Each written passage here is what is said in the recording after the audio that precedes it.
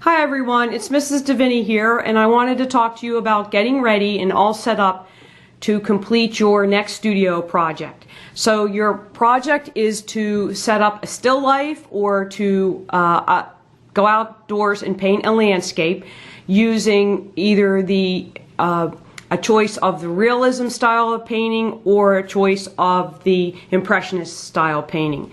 So you can see here that I have set up a bowl of fruit for a still life project. I have just regular printer paper, I think that would be just fine, and my pencil and my eraser to set up my drawing. So you want to do a simple line drawing to get started. Then you want to make sure you have your K-12 paints ready. So you have your K-12 paints, a water, and various size brushes. It's very important to have the right size brush. If you're doing small strokes, obviously you want a smaller brush than if you were doing larger strokes. Maybe the larger strokes would be good for the background. Definitely for nice, broad, smooth, long strokes for the realism style painting.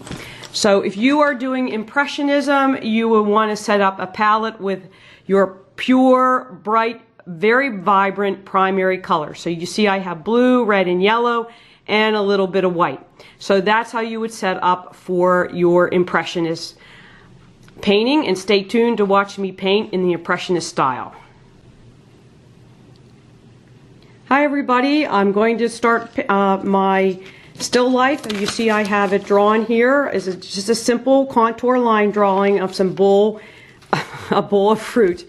And I have my colors that I want to use for Impressionism: red, bright blue, bright yellow, and some white. So you want to think about how Monet and Renoir and Mary Cassatt painted. They painted using pure, primary, very bright, vibrant colors straight from the tube, and they did not mix it ahead of time. It gets placed on your paper so that your eye mixes it. So I'm going to start out painting my pear, and I want it to kind of look green. So I'm going to start using just some dabs of yellow paint, and you can see how I'm just dabbing kind of spots of yellow right on my pear.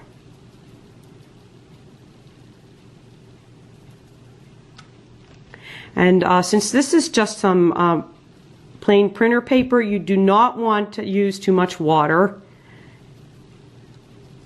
or it'll really start to buckle and wrinkle. So, but that's okay. Just have some fun with it and dab that yellow on there. So now I'm going to go in and add some blues. And then what will start to happen is your eye from far away will look at these dabs and it'll appear green.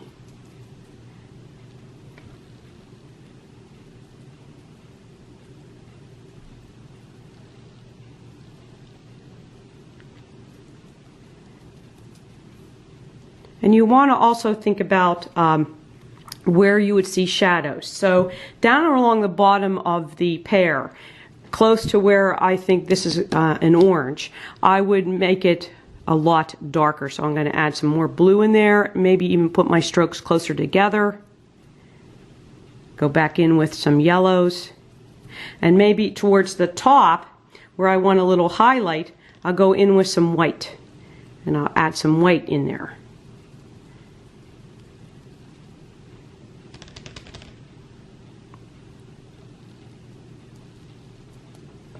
And then you want to clean your brush a little bit. That's where the water comes in. Remember, the water, I'm not sure if you can see it there. The water, you don't want a lot of water on your paintbrush. So you might want to have a paper towel nearby to dab some of the water off. So okay, now we are going to go in and paint the orange. Now the orange, I don't want to use orange, I want to use yellows and red. So I'm going to go back in with my yellow. Again, I'm going to do some dabbing, have some fun just dabbing the paint on. You want short dabs of color, not the long smooth brush strokes. It's okay to, and I'm going to go back in there with some red now, because yellow mixed with red will be optically mixed to show orange.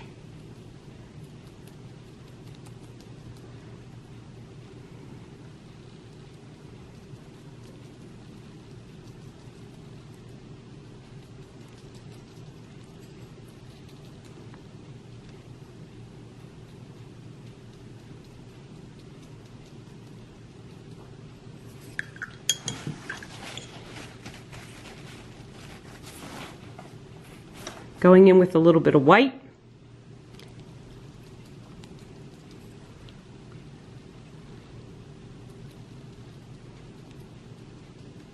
Whenever you are painting something, you want to know where the light is coming from, and where to place your shadows. So I'm going to come back in here with some more red now and dab some more red towards the bottom to create that shadow color. And I will go back towards the end of painting everything and add some deeper shadow colors. Okay, so over here we have another pair, so I'm going to go and do the yellow again. And don't forget, you want to have your still life in front of you, there's mine, so that you can really take a good look, keep looking at what you are painting and to see where the highlights and the shadows are. So let's go back here, kind of zoom in a little bit. Put some more yellows.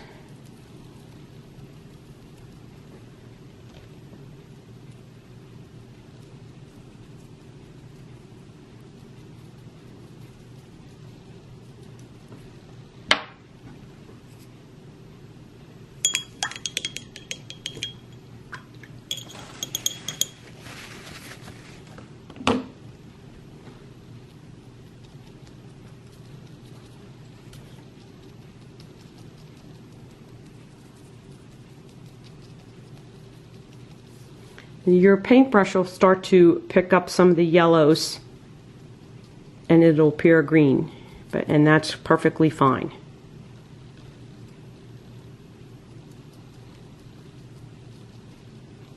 That's kind of what you're striving to get anyway.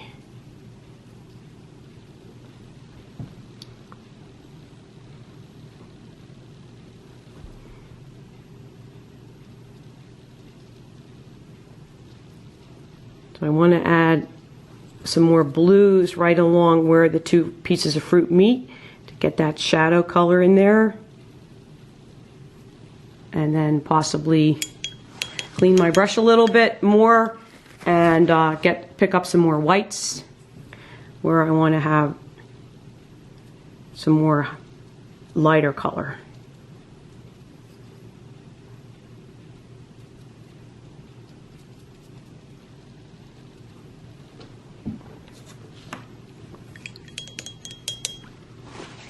And in the background, I have an apple, so I'm just going to go right in there with some nice bright reds. Possibly add a touch of blue right along the edges there to create a nice purpley shadow color.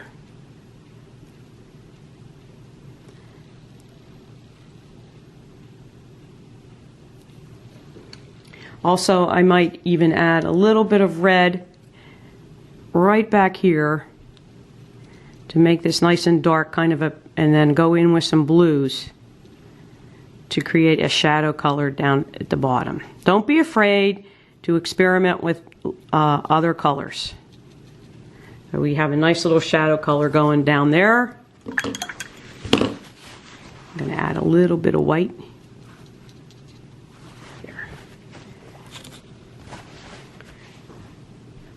And I think I'm going to do the stem up here, and I'm going to try to make it kind of purplish.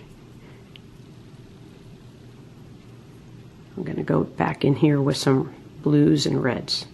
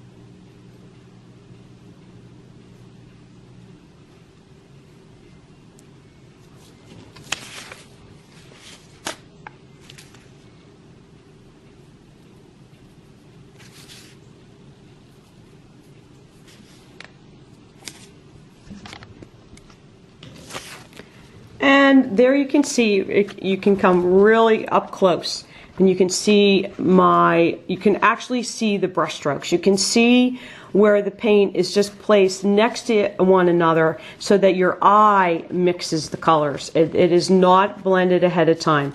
So this is an example of painting a still life using the Impressionist brushstrokes and the Impressionist pure, vibrant colors.